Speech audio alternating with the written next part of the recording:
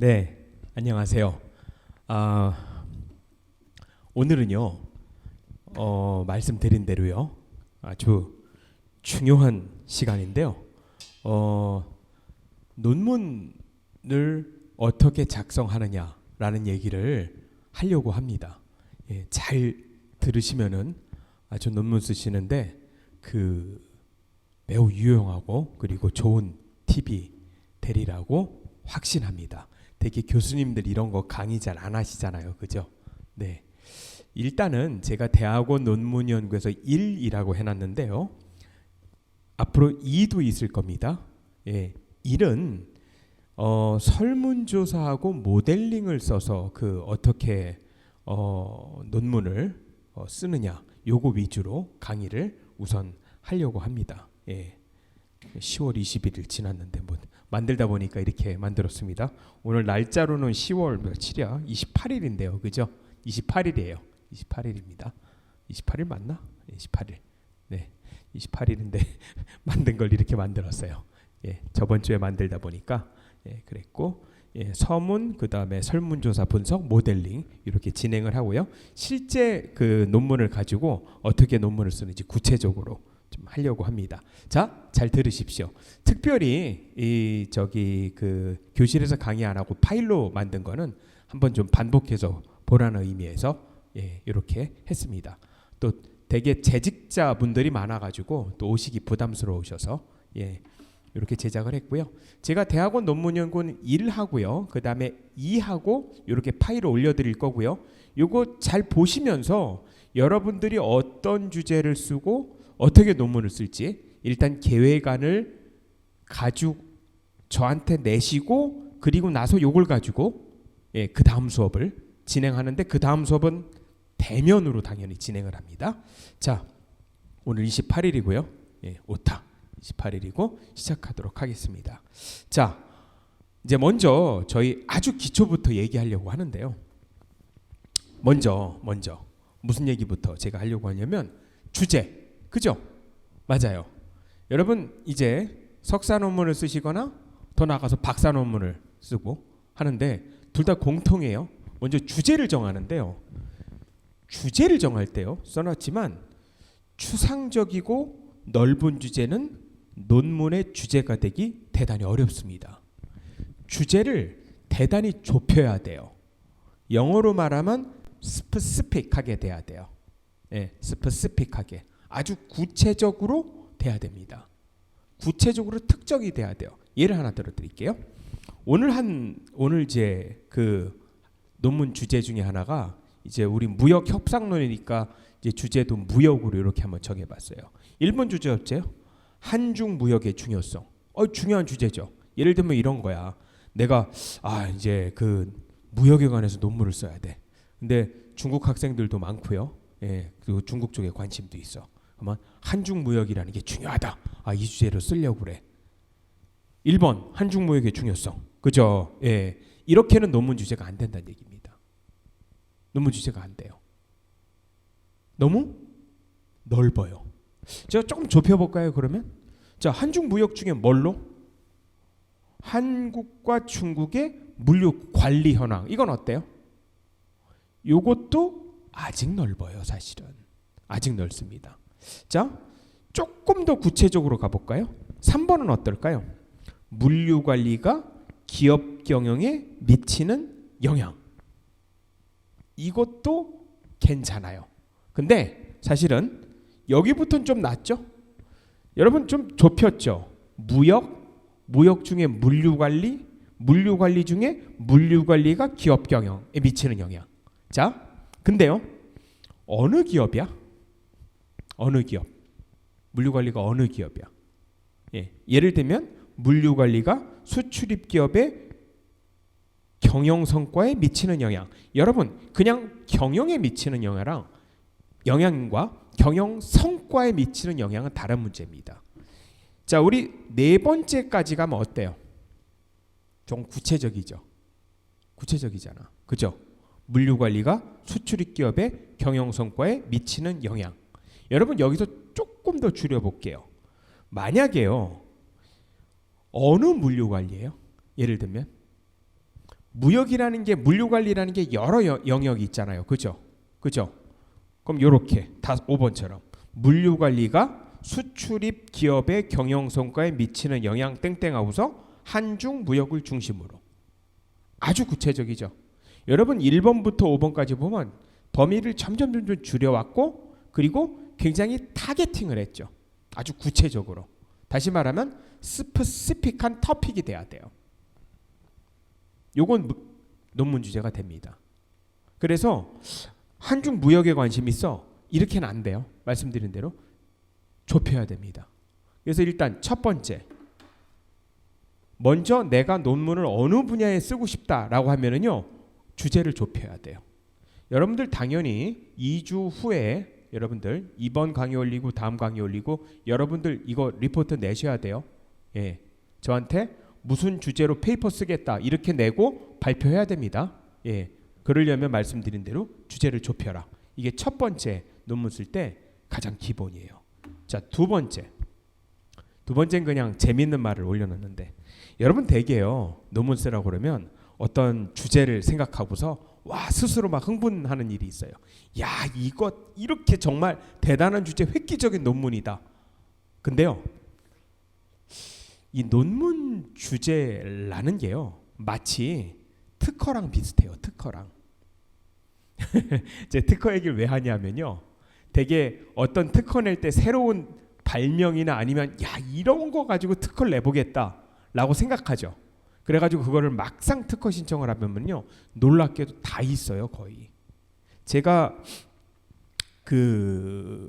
저기 특허 쪽으로 논문을 몇 개 쓴 적이 있거든요. 제 박사 논문의 일부도 특허 관련된 거고. 그래서 특허 쪽으로는 비교적 다른 교수님들보다도 잘 알아요. 근데 말씀드린 대로 특허도 선행 연구를 하거든요. 근데 놀랍게 내가 이런 아이디어를 가지고 특허 신청해 보면 거의 리젝트 돼요. 이미 다 있어요. 논문도 마찬가지예요. 사실은 의외로 내가 어떤 주제를 선택하고 야 이거 정말 독특한 주제야 아무도 없을 거야 라고 사실은 검색해 보면 놀랍게도 그런 주제들이 이미 있어요. 그래서 아주 처음 내가 생각한 주제는 없을 가능성이 굉장히 많아요. 말씀드리지만 그래서 굉장히 범위를 좁히는 겁니다. 내가 생각한 주제가 없다면 아마 찾아보면 논문에 나와 있거나 다시 말하면 구글 스칼라 같은 데 가면 나와 있거나 한국 논문이 없으면 전 세계 논문 중에 어디라도 있습니다. 되게 논문 검색할 때 많이 쓰는 그 사이트가 구글 스칼라라는 사이트가 있어요. 거기 논문을 검색하면 거의 나와요. 우리나라에 없으면 물론 영어로 검색하죠.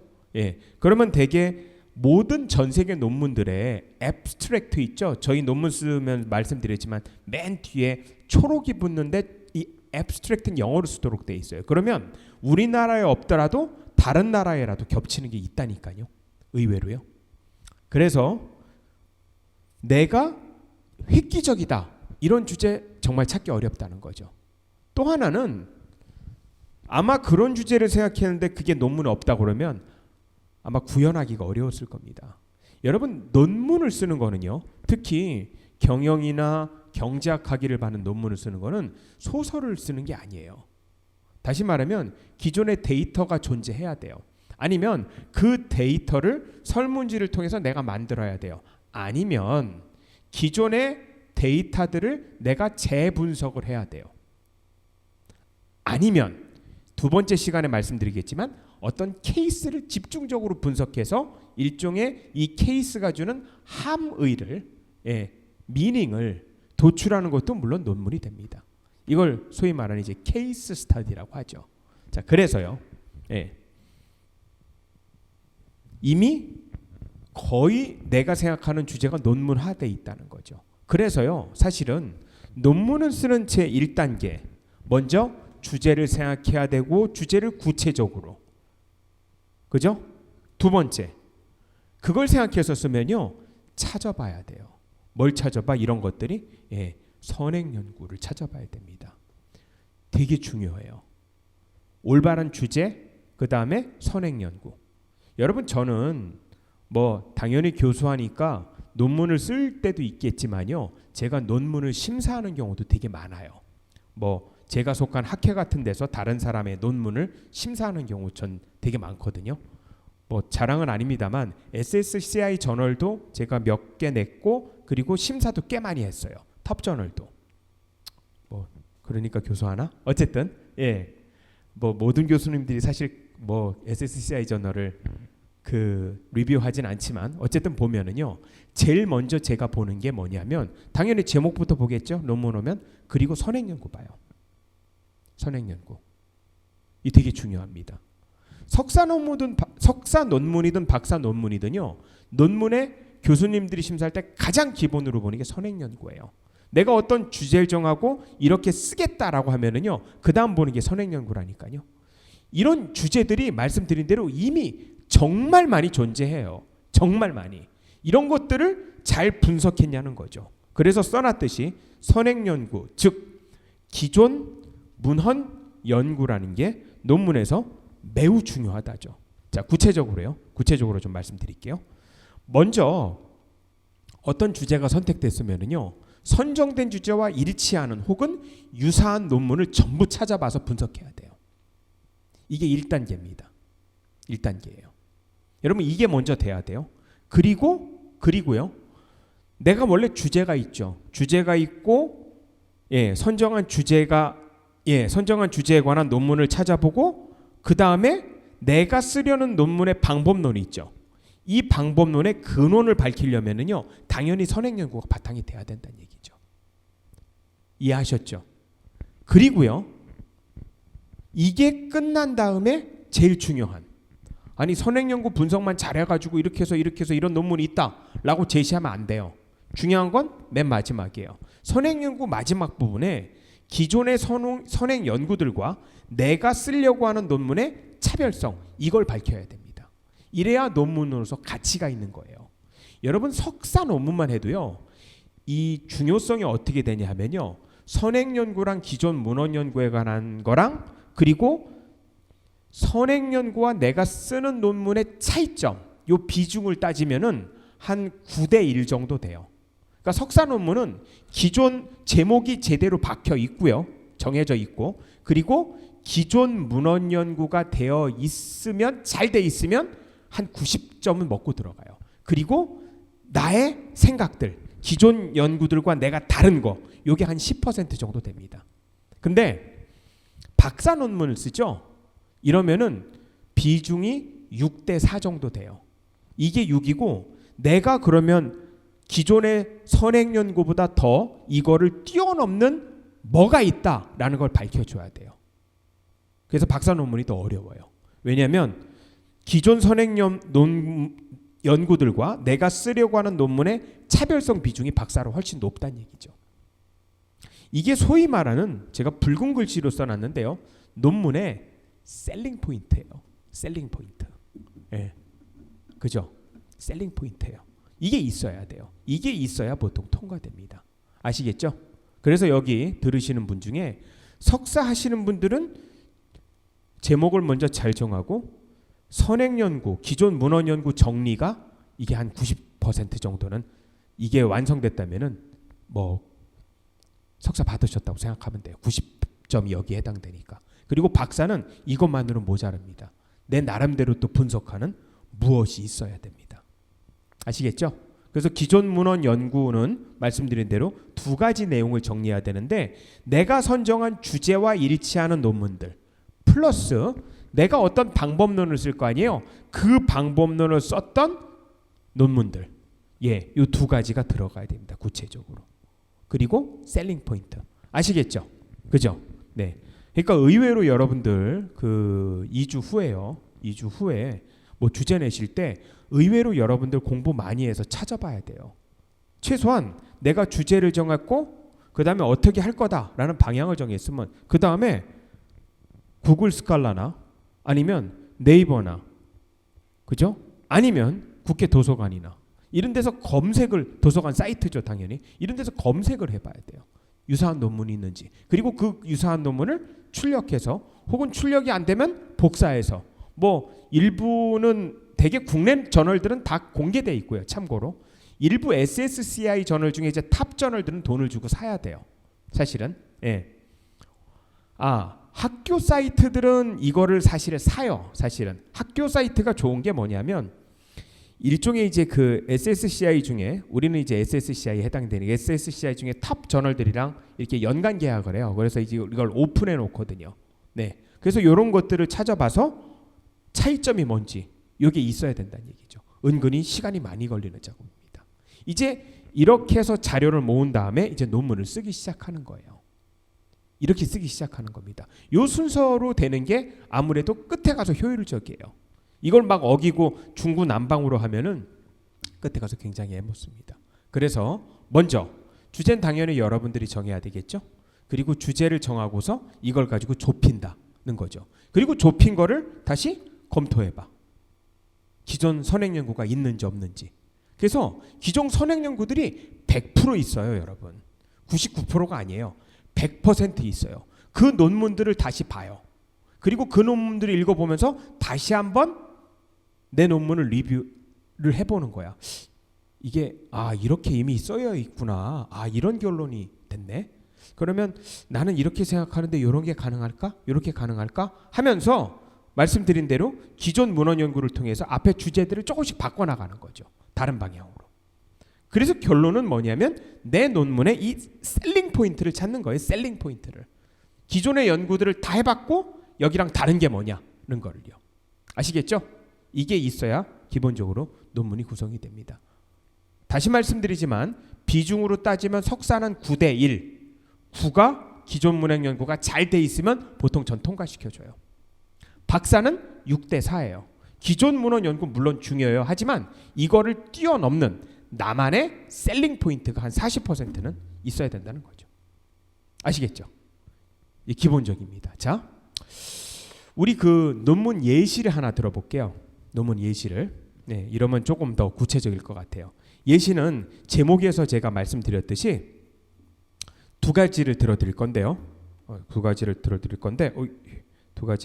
건데, 예, 첫 번째 논문이 말씀드렸듯이 그 여기 써놨듯이 이제 설문조사 통해서 모델링해서 그 논문 쓰는 법, 요걸 중심으로 제가 말씀을 드리고요. 두 번째 논문은 스터디 케이스를 어떻게 진행하는지 요 중심으로 말씀을 드리려고 합니다. 사실은 이거 말고도 많아요. 뭐 여러 가지 방법론들. 예, 근데 기본적으로 이제 저희 학교에서 뭐 석사나 박사를 진행할 때 대부분의 99%의 논문들이 다 요 범주에 들어와요. 요 범주에 들어와가지고 제가 요 위주로 얘기를 할게요. 물론 그 경제학 저널이나 경영학 저널보다 더 테크니컬한 뭐 예를 들면 대가들이 쓰는 SSCI 저널 보면은 이거보다 조금 다른 방식으로 접근하는데 그건 소개 안 할게요. 순수히 말씀드립니다만 우리 학교를 기준으로 해서 이제 대학원 논문을 위주로 이렇게 하다 보니까 이 두 가지를 정했고, 자, 설문조사하고 모델링하는 방법에 대해서 말씀드리도록 하겠습니다. 자, 구체적인 논문은 예를 들을게요. 예를 드는 게 쉬우니까. 아까 말씀드린 대로 실제로 요거는 그 뭐 제가 다른 공저자랑 같이 이렇게 쓴 논문이에요. 쓴 논문인데 볼게요. 물류관리가 수출입 기업의 경영 성과에 미치는 영향. 예, 실제 논문 제목이고요. 한중 무역을 중심으로. 어때요? 굉장히 주제가 스페시픽하죠. 그죠? 구체적입니다.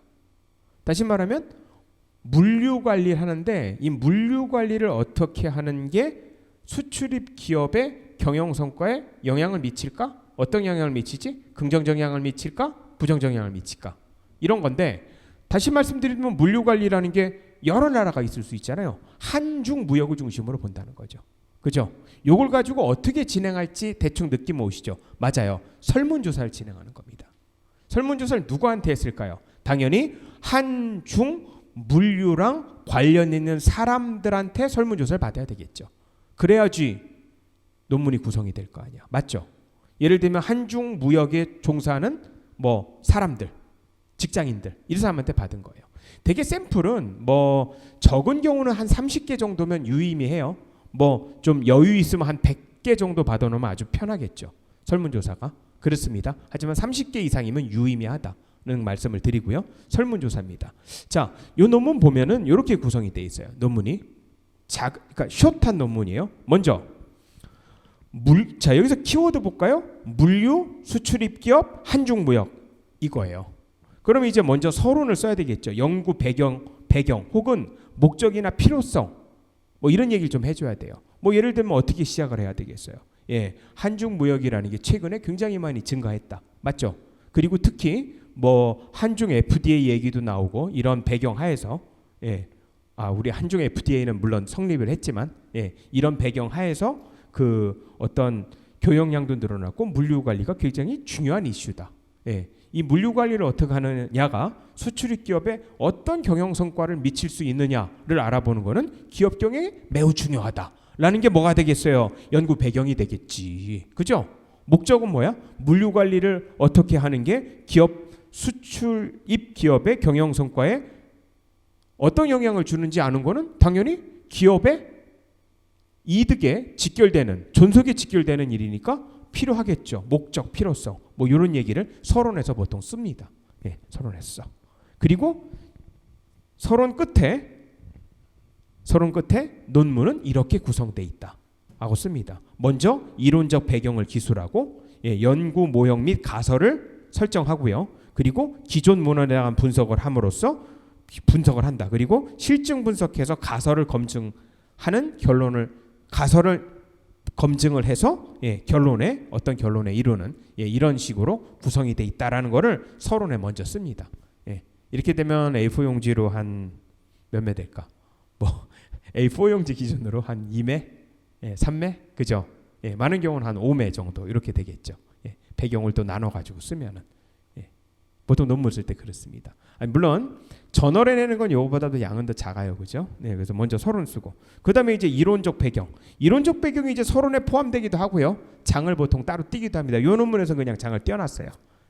이론적 배경은 아까 말씀드린 대로 한중 무역과 한중 물류 뭐 여기에 대한 이론적 배경을 쓰고, 여러분 여기 기존 문헌에 관한 연구를 두 개로 나눠가지고 이론적 배경과 모형 기존 문헌 연구를 두 개로 떨어뜨려도 돼요.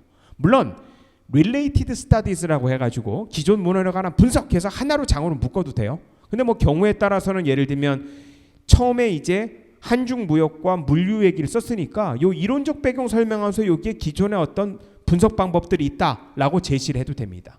여기서는 이렇게 제시를 했고, 이제 이게 바디가 돼요. 바디는 이제 기존 문헌들에 관한 분석을 하고 내가 하고 싶은 말, 나의 셀링 포인트는 이렇게 얘기를 해야 되겠죠. 그죠? 그래서 먼저 기존 그 배경은 얘기했고, 연구 모형을 뭘 쓸까라는 얘기를 해야 됩니다. 그리고 설문지를 에서 작성해서 이걸 하려고 그러면 일종의 어떤 가설을 써야 되고 가설 설정을 해야 됩니다. 이게 소위 말하는 방법론이에요. 이 바디에는요, 이 방법론이 들어가 있어야 합니다. 물론 여기서 기존 연구에 대한 분석이 아주 중요합니다. 여기 제가 그래서 파란색으로 써놨잖아요. 그죠? 그래서 기존 문헌들은 이렇게 했는데 나는 설문 구성을 이렇게 하겠다. 다시 말하면 요 가정들이, 그러니까 내가 기존에 있었던 논문들과 다른 것들을 제시해 줘야 된다는 거죠. 그리고 여기 모형 설정하고 가설 설정했으면 이제 실증 분석해야 되겠죠. 그죠? 실증 분석한 건 뭐가 나와야겠어요? 당연히 통계 패키지로 돌린 결과가 나오는 거죠. 그죠?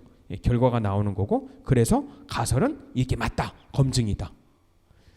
요거를 토대로 해서 맨 마지막에 이제 결론으로 정리하는 겁니다. 서론에서 했던 말 다시 언급하고 요것들에 관한 의의죠. 그죠?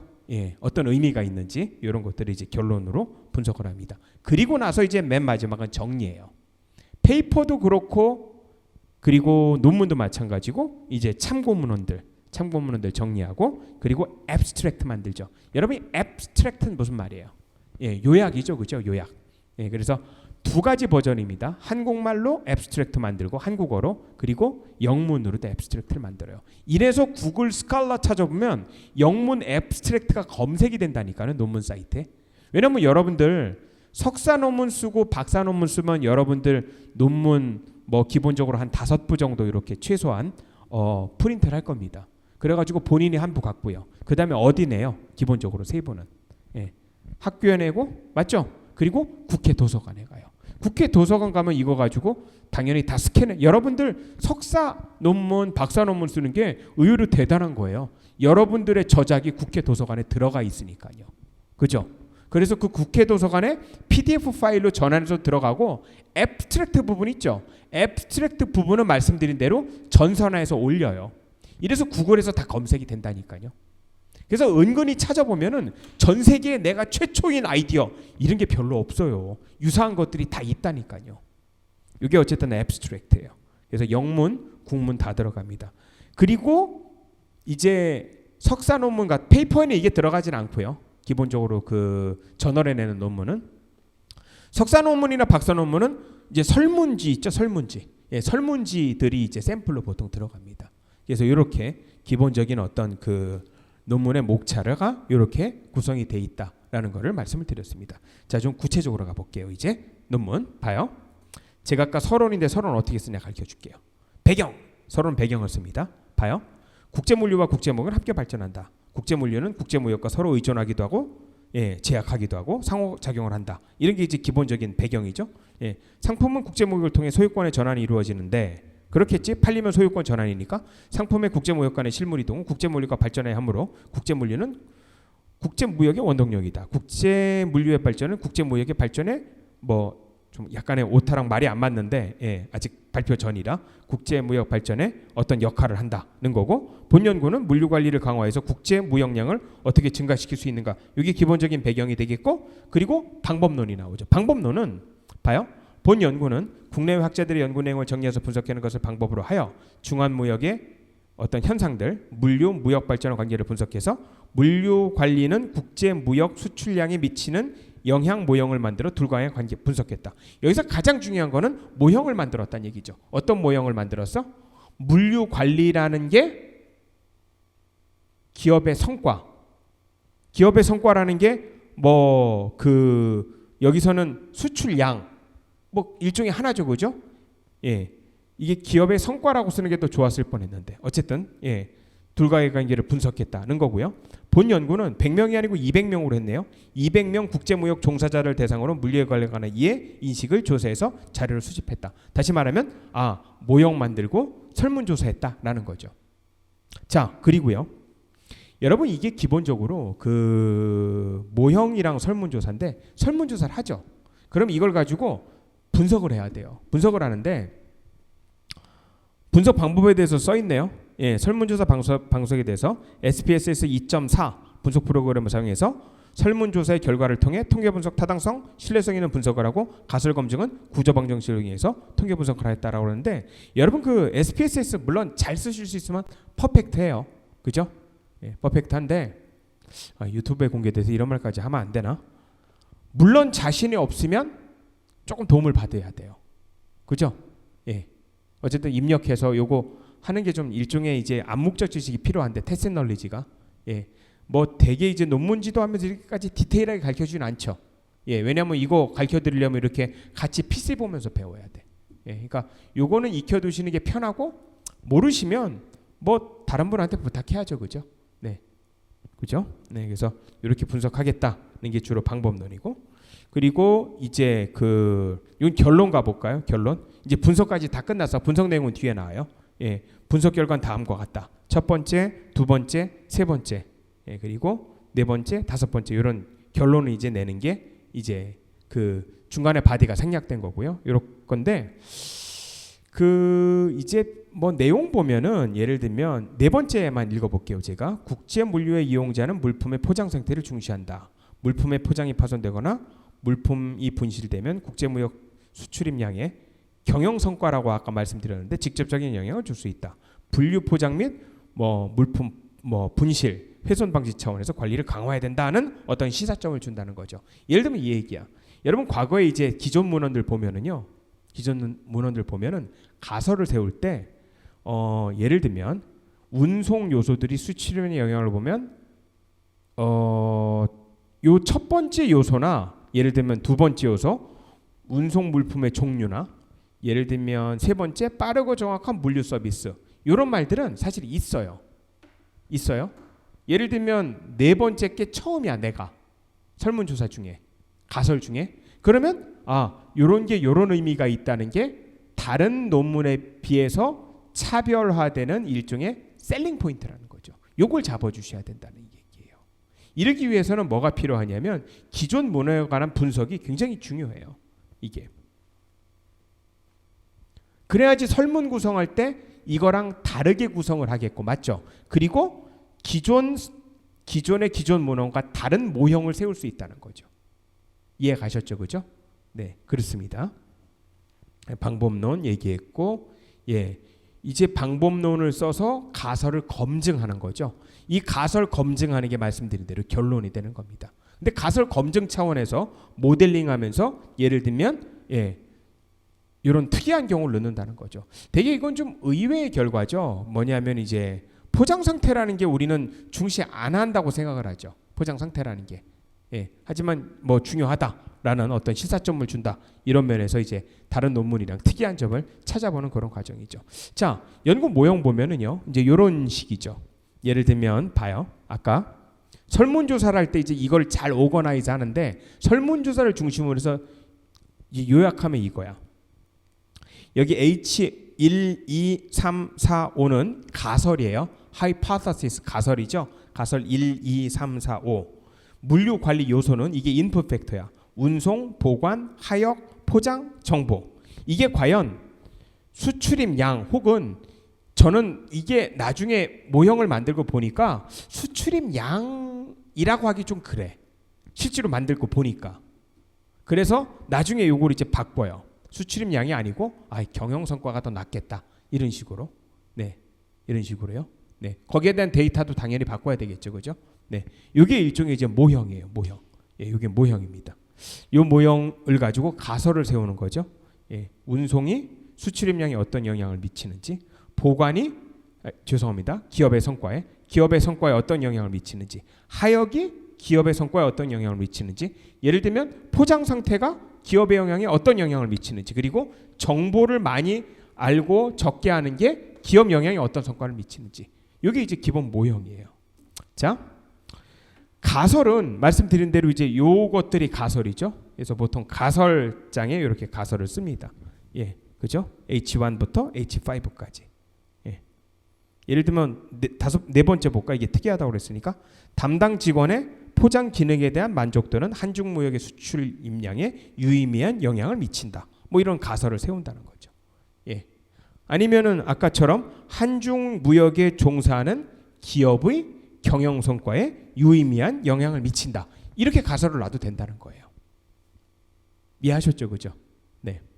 뭐 가설 1은 볼까? 담당 직원의 운송 기능에 대한 만족도는 한중 무역의 수출입량 혹은 한중 무역에 종사하는 기업의 경영 성과에 유의미한 영향을 미친다. 이렇게 놓을 수 있다는 거죠. 기본적으로 이제 말씀드린 대로 모형 만들고 가설 만들고. 자, 설문조사 내용 볼게요. 설문조사. 여러분 이게요. 아까 보였듯이 이제 이런 거죠. 여기 보면은 이게 독립 변수고요. 이게 종속 변수예요. 종속 변수. 되게 우리 수학할 때 이제 y는 x에 관한 fx라는 건데 보통은 이래요. 제가 여기 칠판 하나 준비했는데 보통 이제 수학에서는 이렇게 말하죠. 그죠? 이렇게. 이게 이제 독립 변수죠. 이걸 독립 변수라고 그래요. 각각의 이제 변수들을 입력했을 때 y가 어떤 결과를 나타내냐라는 거는 이걸 이제 종속 변수라고 하죠. 그죠? 종속 변수라고 하는데 자, 여기도 보면은 설문조사를 할 때 외생 변수라고 돼 있죠. 이게 외생 변수라는 표현도 씁니다. 독립 변수라고 쓰고 외생 변수는 뭐죠? 운송 기능에 대한 질문, 보관 기능, 하역 기능, 포장 기능, 정보 기능 이런 것들이 외생 변수고 다시 말하면 이제 인풋 팩터예요. 그리고 여기에 종속을 받는 거를 내생 변수랍니다. 무역에 어떤 영향을 미치느냐 혹은 아까 말했듯이 기업 성과에 어떤 영향을 미치느냐라는 모델을 세웠으면 이걸 가지고 뭐냐면 설문조사를 잘 만들어야 돼요. 그죠? 설문조사를. 예를 들면 하나 볼까? 포장 기능에 관한 질문. 아까 계속 포장 얘기 나왔으니까 운송 물자가 분실되는 상황이 발생하지 않는다. 그리고 성질에 따라 알맞게 포장하고 파손이나 분실 등에 대한 대비 방안이 마련돼 있다. 이런 게 이제 설문조사 방법이 되는 거죠. 그래서 이런 것들을 백업할 수 있는 올바른 설문조사들을 잘 만들어야 돼요. 그래서 여기 외생 변수랑 내생 변수를 가지고 사실은 어떻게 하냐면은 일종의 이제 이 통계학에서 이걸 리그레션이라고 하거든요. 회귀 분석을 하는 거랑 같은 거야. 다시 말하면 사실 변수가 이거는 y는 x 해가지고 하나지만, 그죠? 물론 각각에 들어가겠지만 요걸 x1, x2, x3, x4, x5라고 하면은 일종의 이런 거죠. 여기가 x1, 그죠? x2, x3. 좀 더 크게 쓸까요? 크게 쓰는 게 아니고 뒤에 공간이 모자라 가지고 여기 쓰면 보이나? 아, 보이네요. 그죠? x1, x2, x3, x4, x5 있다는 거죠. 자, 이게 영향을 미치는데 여러분 각각 영향을 미치는 정도가 다르죠. 맞죠? 다르잖아. 그래서 요건 알파 플러스 베타 플러스 감마 플러스 델타 플러스 뭐 이렇게 나오는 거예요. 이게 이제 이게 리그레션이에요. 이렇게. 이렇게 5개. 맞죠? 그죠? 네. 이게 어떤 영향을 미치는 거죠. 여러분 여기 있는 요 계수들 있죠. 요거 계수들. 코에피션트라고 하고 요게 일종의 이제 민감도라는 거예요. 얼마나 영향을 미칠까라는 거죠. 다시 말하면 각각의 여기 나오는 외생 변수들이 내생 변수에 얼마나 영향을 미칠까라는 거를 통계적으로 조사하는 건데 여러분 어때요? 저렇게 모형 세우니까 갑자기 멘붕 오죠. 이거 어떻게? 라고 하는데 전혀 걱정하지 마세요. 제일 중요한 거는 처음에 모형을 잘 만들고 설문지를 잘 만들면은요. 요거 가지고 나머지는 입력의 문제예요. 우리 통계 프로그램에 입력하면 자동적으로 다 뽑아줘. 자동적으로 다 뽑아줘요. 민감도가 얼마고 서로 어떤 영향을 갖고 이런 것까지 다 뽑아줘요. 사실은. 그래서 올바르게 설문조사를 일단은 만드는 게 중요하다. 모형을 만든다는 게. 그래서 이 설문조사까지 이렇게 제가 말씀을 드렸습니다. 요걸 이제 리그레션 한다고 그래요. 회귀 분석하는 내용이죠. 그죠? 자, 그래서요. 이걸 가지고 아까 말씀드린 SPSS에 잘 입력을 하면요. 여기 입력하는데 노하우가 필요하다니까요. 노하우가. 요거는 조금 배우셔야 돼요. 여러분. 그리고 정 못 배우겠다라고 그러면 이걸 잘하는 사람한테 부탁하면 돼요. 아니면 업체 이건 맡겨도 돼요. 여러분들이 모형을 만들고 여러분들이 설문조사를 작성했다는 게 중요합니다. 이것까지 다른 사람한테 맡기면 안 돼요. 이거는 표절이고요. 그죠? 이건 안 되는 거고요. 여러분들이 쓴 게 아닌 거고 여러분들이 말씀드린 대로 모형 만들고 설문조사 만들고 기본적으로 방정식도 만들고 해야 돼요. 그리고 나서 뭐 테크니컬한 부분은 사실은 맡겨도 되는 거죠. 그죠? 그래서 요걸 가지고 이제 그 결론은 나오면은 아까 그랬지. 요거 5개 팩트 했잖아. 봐. 하나, 둘, 셋, 넷, 5. 이게 뭐예요? 외생 변수, 독립 변수고 종속 변수는 무역이 미치는 영향이 종속 변수. 이거를 우리는 내생 변수 이렇게 불러요. 이랬을 때 리그레션을 해서 이렇게 통계적으로 나오면은 보통 이렇게 나와요. 여러분 봐. 여기 봐. 하나, 둘, 셋, 넷, 5. 이죠. 맞죠? 이거잖아. 이거. 하나, 둘, 셋, 넷, 5개의 외생 변수가 여기에 어떤 영향을 미치죠? 종속 변수에? 라는 거잖아. 그래서 각각 보면은 그지? 하나, 둘, 셋, 넷, 5개가 어떻게 영향을 미치느냐는 거는 말씀드린 대로 패키지 프로그램에 잘 입력하면 돼. 입력하면은 이제 여러 가지 그 숫자들이 나오죠. 그죠? 에스티메이터, 추정치, 스탠다드 에러, t-value, p 이렇게 나오는데 여러분 이제 여기 나오는 수치들이 어떤 거 각각 의미하는가라는 건데요. 대개 여기 이게 구조 방정식 세워가지고 여기에 대해서 이제 모형 결과를 분석해 보면 대개요, 여러분. 이런 가정들이 우리 제일 먼저 뭐 세웠지? 아까 가설 세웠잖아.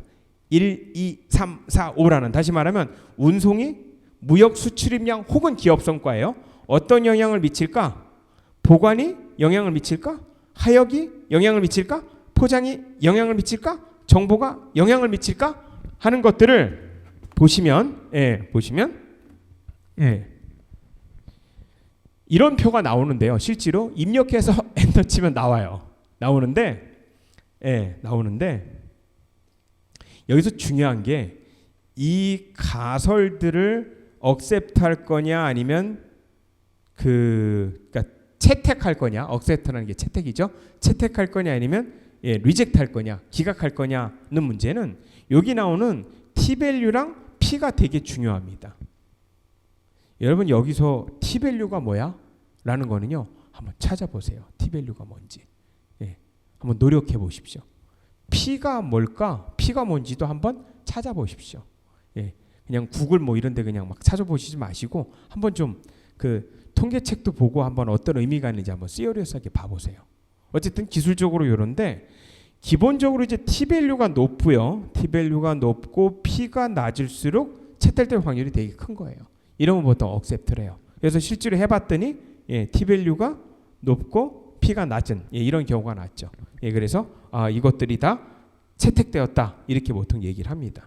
그래서 이제 맨 마지막으로 H1부터 H5까지 가설이 채택이다. 유의미한 영향을 미친다. 뭐 이런 식으로 되는 겁니다. 어떤 경우는 기각이 되기도 합니다. 그건 영향을 미치지 않는 거죠, 그죠? 이렇게 보통 나옵니다. 쓰실 수 있겠어요? 쓸 수 있겠나요? 그래서 요 내용을 바탕으로 H1부터 H5 내용을 바탕으로 해서 말씀드린 대로 이제 가설 검증 내용이라고 쓴 게 기본적으로 이제 결론이 된다는 거죠. 결론을 내면서 말씀드린 대로 그 얘기를 써줘야 돼. 이 논문의 의의가 뭐고 다른 논문이 가지고 있지 않은 셀링 포인트가 뭐냐 요거를 적시해 주면은 말씀드린 대로 논문이 다 구성이 되는 겁니다. 이렇게 해서 이게 뭐 가설이 채택되었다는 게 무슨 의미가 있어? 이 얘기를 해줘야 될 거잖아요. 그죠? 네. 그래서 어쨌든 제한된 시간 내에서 요 설문지를 가지고 어떻게 모형을 세우고 어떻게 하는지에 대해서 간단히 말씀을 드렸고요. 한번 반복해 보십시오. 반복해 보시고 제가 여러분들 그 만날 때 한번 물어보려고요. T밸류가 뭐고 P가 뭐지? 이 의미가 뭔지도 한번 생각해 보시기 바랍니다. 다음 시간에는요. 나 이 설문조사 가지고 하기 싫어. 내가 원하는 주제는 이게 아니야. 라고 하는 분들이 있을 거예요. 그죠? 당연히 있겠죠. 그죠? 이런 경우에 또 다른 논문의 유형이 있어요. 여기 논문 연구제가 1이라고 했는데 논문이 1. 그죠? 1이라고 했는데 우리 논문 연구 두 번째 시간에는 케이스를 가지고 논문을 만들 수 있을까? 라는 얘기를 좀 해보려고 해요. 네.